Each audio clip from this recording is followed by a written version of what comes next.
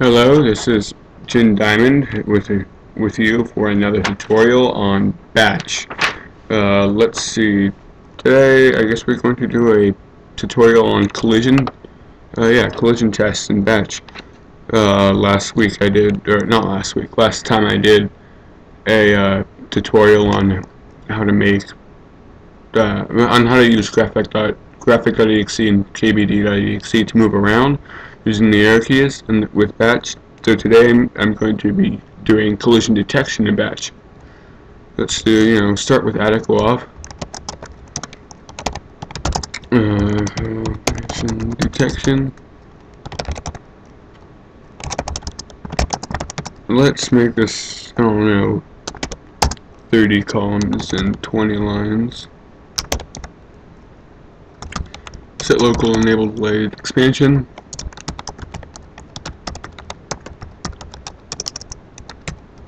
Okay. Maze data.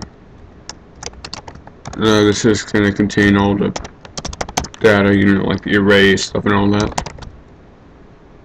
0 equals 1, 2, 3, 4, 5, 6, 7, 8, 9, 10, 11, 12, 13.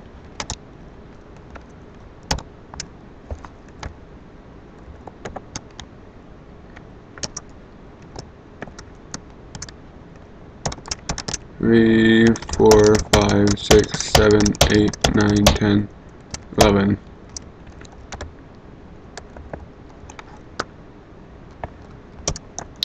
Okay, let's get the array going. 2, 3, 4, 5, 6, 7, 8, 9, 10, 11, 12. Not 121.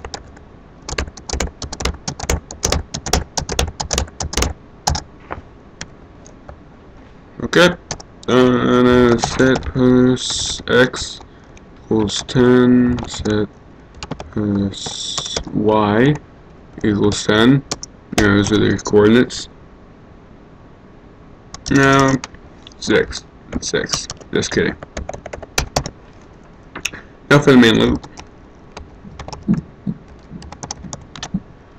Call display. Call move. Go to main loop. Go to, not got. These two calls will call the display and then move in order. Display, Kbd, graphic.exe.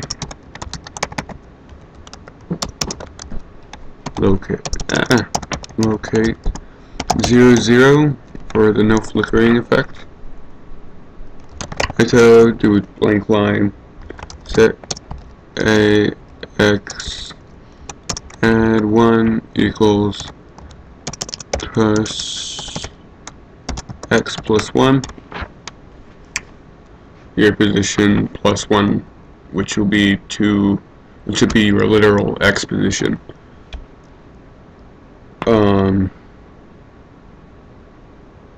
What am I saying here? Okay. Now for the for statement. For L Mr. I in 0, 1, 12 to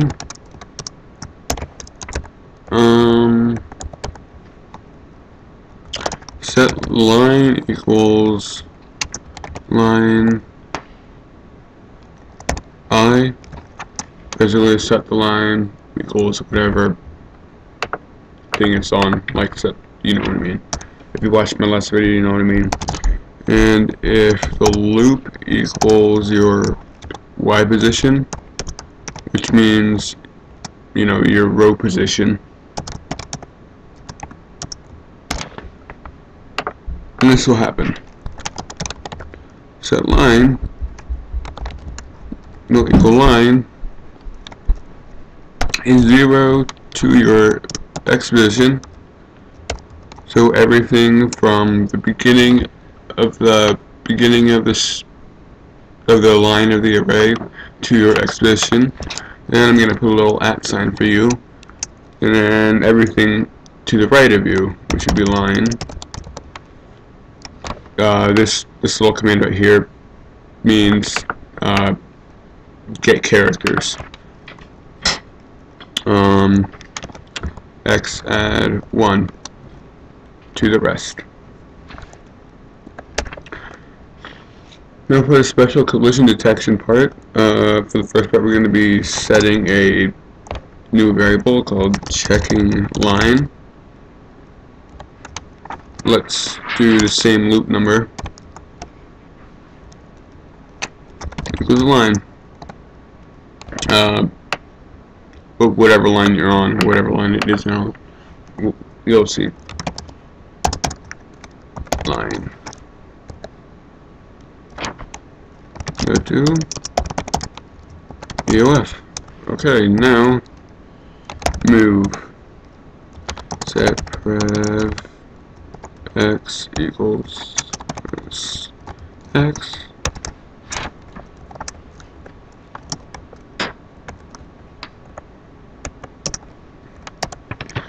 And then Kbd.exe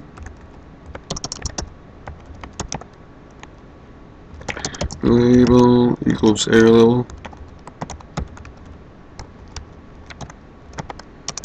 Set error level equals nothing. Reset it. Go to, I don't know why I can't spell, label. Now go to commands throw 2 error levels. If there was a 1 if it was not completed successfully, and a 0 if it was completed successfully. So if you press the key and the key is not defined, then it throws a 1. So if error level equals 1, go to move. This is the up arrow level. Set a plus y minus equals 1 because you're going up. Coordinates go from top to bottom. Go to check for wall. 75. This is the left arrow key, arrow level. Set a plus x minus equals 1. Go to check for wall. This is the down arrow key. This is down arrow key. Arrow level 80 plus y plus equals 1. Go to check for wall. And this is the right arrow key, arrow level 77. Set a plus x plus equals 1. Go to check for wall. And here's check for wall. Set a chars equals plus equals plus x plus 1. So basically this variable will be your literal x position plus 1, which would be your x position in terms of the actual console screen. Because if I'm here, I'm just gonna do like a little demonstration. If I'm right here, my on the map my position is 1, but literally my x position is 2. So that's why I add the 1. We're going to set another variable, line to check. Really, these variables can be anything you really want.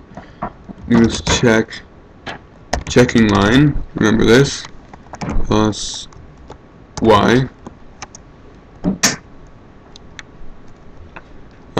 This variable, remember, we set way back up here. The plus set y means, so basically if I press the down arrow key, the line to check will not, so if my position is like right here, and I press the down arrow key, my position will now be here, And then if I press the down arrow key again, the position would be right here, but that can happen because there's a wall tile. So I press the down arrow key and I'm right here. This will be returned to the line to check variable.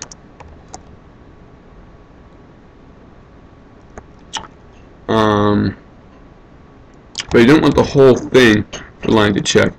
Remember, this is get characters. I'm gonna get certain characters of that line of that array. I'm going to get all the characters from the beginning to my literal exposition. Chars is my literal exposition. And now set move to tile line to check. So now basically if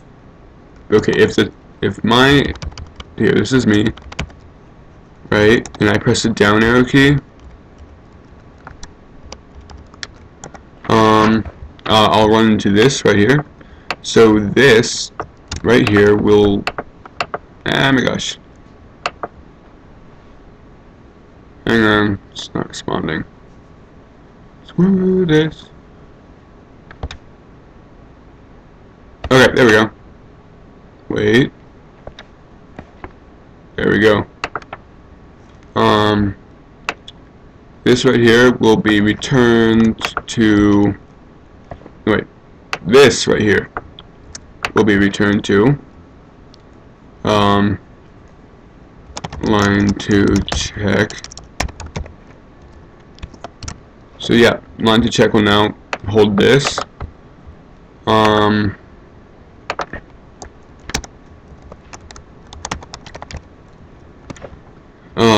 Anyway, so back to here. So now move to tab will be line to check, but I only want this character of it. You know why? I only want the last character, because the last character is the one I'm gonna hit. So I only want this character, and the way to get that is to get line to check right here. Get the certain whatchamacallit, get certain character. So certain character will be -1. -1 will be this character, the character I'm about to run into. So now with that said, if the move to tile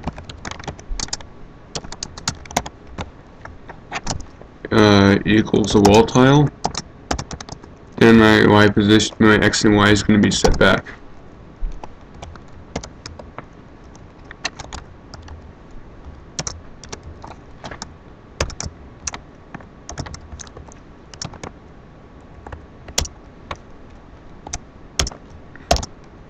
And then go to EOF. Let's see how this works.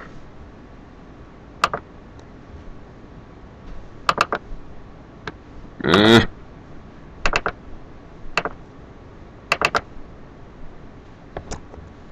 I am moving, and I'm trying to go through the wall. Well, I cannot go through the wall because the collision test is because there's a number sign and it cannot go through the number signs. Just to show you what you can really do with this.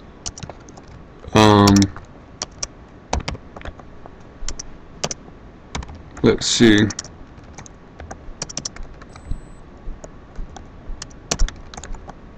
I'll make a little, I don't know, little maze.